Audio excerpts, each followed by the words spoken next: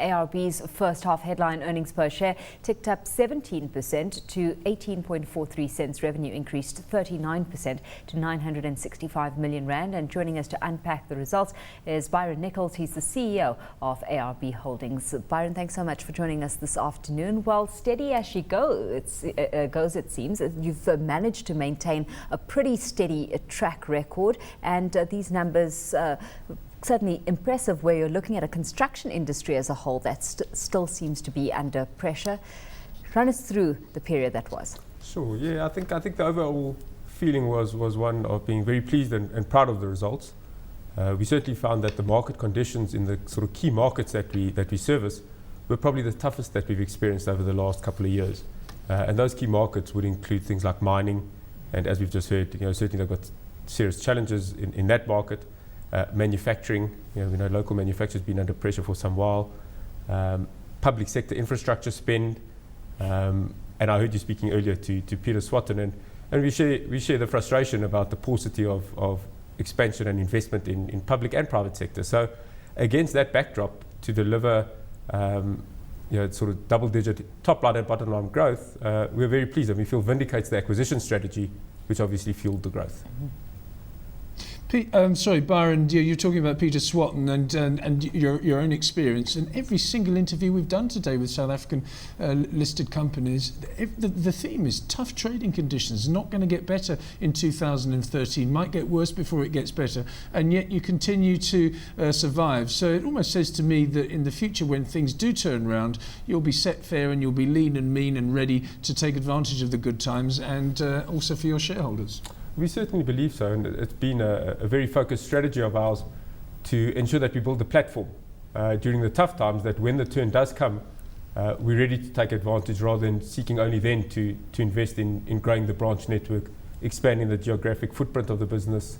And when the turn comes, and it certainly will come, we look forward to it. Mm-hmm.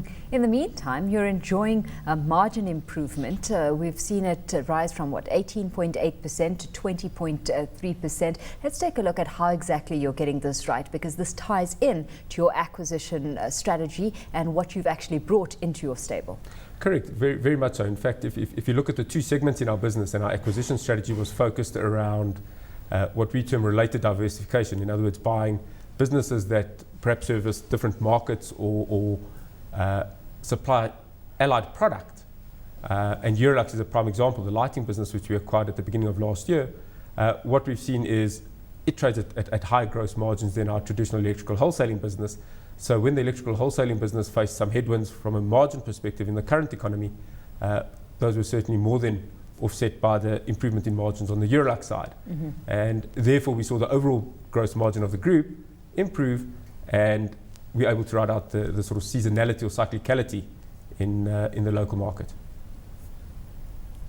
A strategy you're going to continue in the future, i.e. the acquisitive strategy, rather than growing the business organically, or rather in line and embellishing your organic growth. Is it because there were simply cheap assets out there because of the state of the market? Why did you suddenly go on this trail?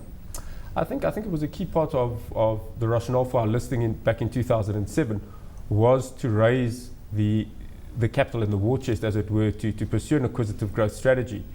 That said, we certainly don't believe that the business will go X-growth from an organic perspective. We focus on both of them.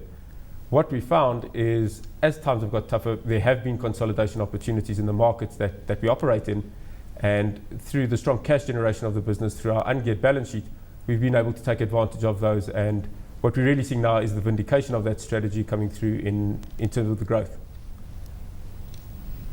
Look, going on to the electrical wholesaling side, you say that has had disappointing results. Electrical has produced very pleasing results. Why the divergence between the two? Yeah, the lighting segment, in fact, produced very pleasing results. The electrical, I think they service different markets. The electrical business services mainly the markets that I spoke of earlier, being mining, construction, large infrastructure spend, the parastatal markets, and all of those have had challenges, as I mentioned earlier. The lighting business, on the other hand, services the retail industry, supplying into the large retail chains, as well as the independent DIY home improvement type stores, And we've seen a lot of that. A lot of the replacement market, as we term it, has continued to tick over and done very nicely in the absence of large infrastructure projects. And that's really the difference between the two, and was part of the diversification strategy that we sought.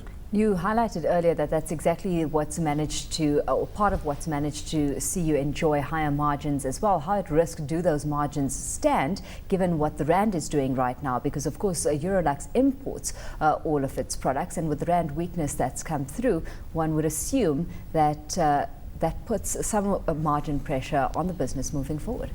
Yeah, it certainly does in theory. Yeah, I think where perhaps what mitigates that is the fact that the entire lighting market or supply market in South Africa is an import-based market. So there aren't really any significant local manufacturers or suppliers of any scale.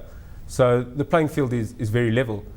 When one finds that the Rand does slip out, it just means that there have to be certain price increases that are pushed through, and generally the market has been able to absorb those by and large. Mm-hmm. So we will see some price increases being necessitated by the weakening of the Rand, but there isn't a local alternative, so that tends to be the case for all the players in that market.